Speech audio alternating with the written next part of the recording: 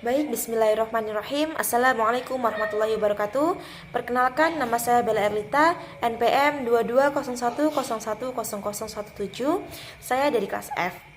Video kali ini saya buat untuk memenuhi tugas ujian tengah semester mata kuliah Qiraatul Quran dengan dosen pengampu Ibu Siti Fatimah MPD. Nah, di sini saya akan menjelaskan beberapa perubahan-perubahan dalam pengucapan Quran surah Al-Fatihah, Quran surah Ad-Duha, dan Quran surat An-Naba dengan qiraat dan riwayat yang berbeda.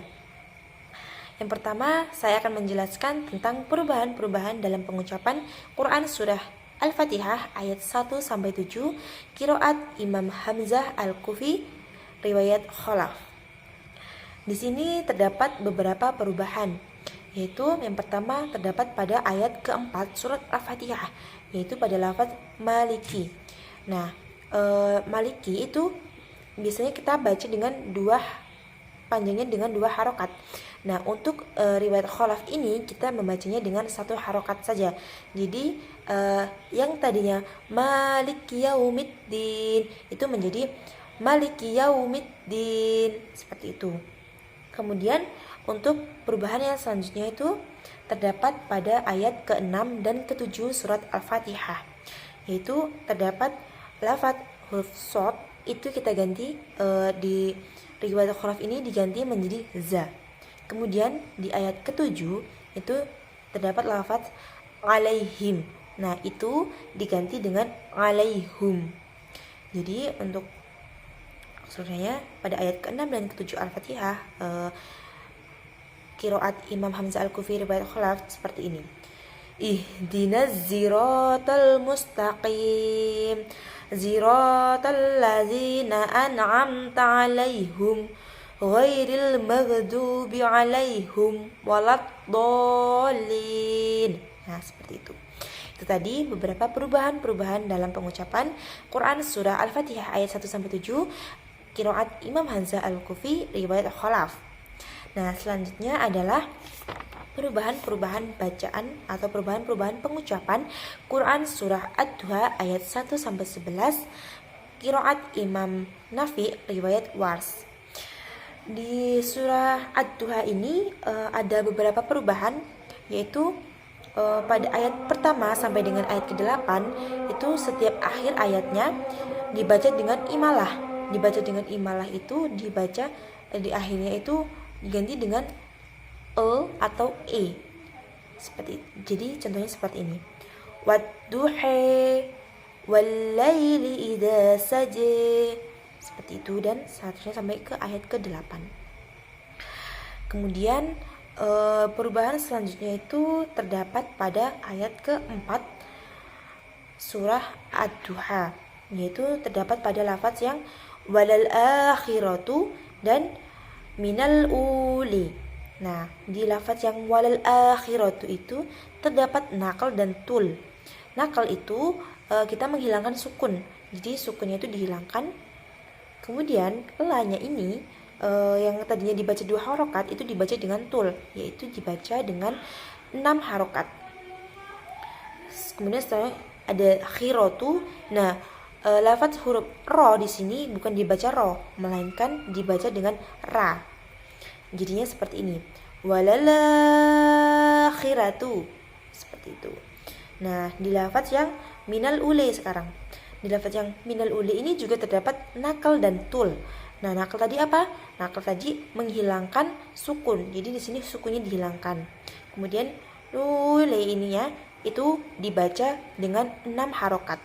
Jadi seperti ini. Minalule. Seperti itu. Saya akan bacakan dari yang pertama tadi. Bismillahirrahmanirrahim. Walalakhiratu khairul laka minalule. Seperti itu. Kemudian di ayat kelima itu tadi yang di akhirnya dibaca imalah. Kemudian di ayat ke-6 itu selain dibaca imalah terdapat juga dibaca dengan tul di akhir ayat. Jadi fa'awi di situ alif itu dibaca tul, yaitu dibaca dengan 6 harokat. Jadi bunyinya seperti ini. Ayat ke-6 surat Ad-Duha. Alam yajidka yatiman fa'awi. seperti itu. Untuk ayat ke-7, 8 itu tadi yang akhir-akhirnya dibaca dengan imalah, dan di ayat ke-9, 10 dan 11 itu tidak ada perubahan. Nah, itu tadi perubahan-perubahan dalam pengucapan Quran surat Ad-Duha ayat 1 sampai 11, qiraat Imam Nafi riwayat Wars. Nah, selanjutnya itu ada perubahan-perubahan dalam pengucapan Quran surah An-Naba ayat 1 sampai 20 qiraat Imam Hamzah Al-Kufi riwayat Khalaf. Di sini juga terdapat beberapa perubahan. Yang pertama itu di ayat pertama itu terdapat Hamzah yang dibaca tasil, yaitu dibaca lemah. Kemudian di ayat kedua, ketiga, keempat dan kelima itu tidak ada perubahan. Kemudian ada perubahan kembali di ayat ke-6.